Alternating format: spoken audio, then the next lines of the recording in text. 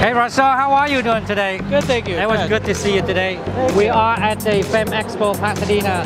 So tell me a little bit more about your story because it's so fascinating. I know you've been in our school to be a guest artist for our students and they still talk about you. So how did you start this business? Well, you know, my experience, how I got started is a little bit more of an unconventional one. I grew up, I used to draw and paint a lot, and I was so fascinated by the way light would actually affect things, like how a rose would look one color during noon and then a totally different color sunset. Right. You know, those things as a child really fascinated me. So drawing and painting were those things that got me how to look at the way light affects things. Then when I was 15, I was a little punk rock kid and growing up in a small town in Texas. Didn't exactly mesh well. So I moved out of my home. I was on my own, but I always lived with girls. And I would do their hair and their makeup, and that's basically how I was able to pay my rent. So I kind of just kept up with it, you know, and I enjoyed what I did. I loved what I did. I felt passionate about what I did. And the next thing I know is I look up and I didn't really listen to people that told me I shouldn't be doing this or, you know, anything negative.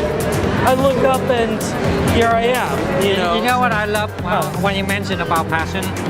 And it's really true that because if you really have a passion about something you do, keep doing it and something else taking place. And right now, that's what's happening right now. So it takes you to a place that you never could imagine.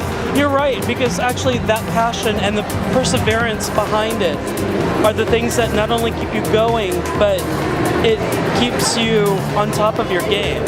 But it's also to the complete package of that, fine-tuning your skills and also to remaining humble. Because you never know who you're the assistant on a shoot could actually end up being your next boss. You are so right on that one, though, right? because, you know, the humbleness is always the key because, you know, as famous as you are, now you've been so humble because there's a lot of things about you that audience don't really know. It's a celebrity makeup artist. He travel around the world and basically being humble is not an easy thing to do. It actually is. I mean, it's easy to be because what it is people that appreciate my work and appreciate what I have to offer. It's those types of people that actually keep me going, especially when I'm going to be like eating ramen for a day. Right. See, it comes natural to you. It comes natural to you because there's a lot of younger generation out there when they have just one spotlight and their ego pop out and it's not really necessarily good. Yeah. So that's why when I say it's not easy in the sense of that, you know, being humble because you have to train yourself to be humble, you know, the people you connected with and you know, and don't never forget the people who have given you the opportunity so they can give back to the industry, right? So you are the master of transformation. Let's talk about your model. Sure. So this is Kate. I really was up until about 4 o'clock in the morning trying to figure out what I was gonna do. Wow.